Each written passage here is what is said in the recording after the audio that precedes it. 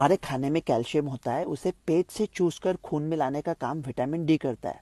अगर vitamin D की कमी है तो बदन को कैल्शियम चाहिए, मतलब चाहिए। तो कैल्शियम की मात्रा पूरी करने के लिए अगर पेट से नहीं मिलता तो बदन हड्डियों से कैल्शियम चूस लेता है और हड्डियों को खोखला बना देता है।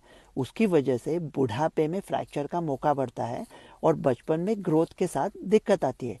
तो ये विटामिन डी आता कहाँ से?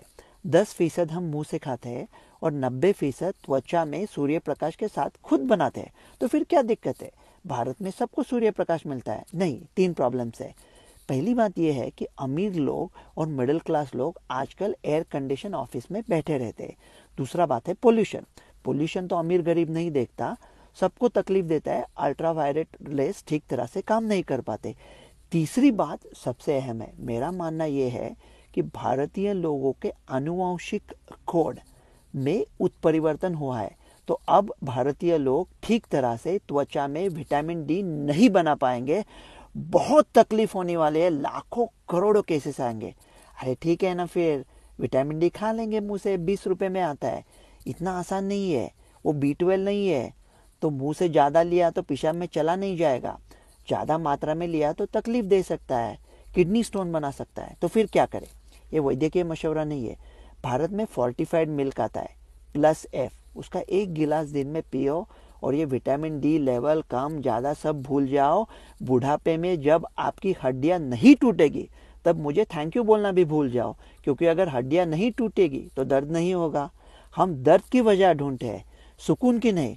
तो आप दूध पी नहीं सकते, ठीक है, मच्छी में होता है, अंडे में होता है, आमंड मिल्क में होता है, सोय में होता है। आप कह रहे हो कि आप गरीब वीगन हो। गरीब वीगन? पहली बार सुना यह नाम।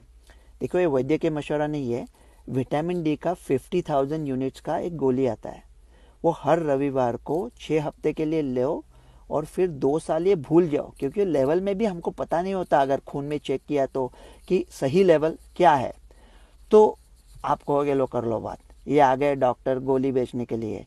सूर्य प्रकाश में सबको मिलता है और ये नैसर्गिक है और ये डॉक्टर गोली बेच रहे।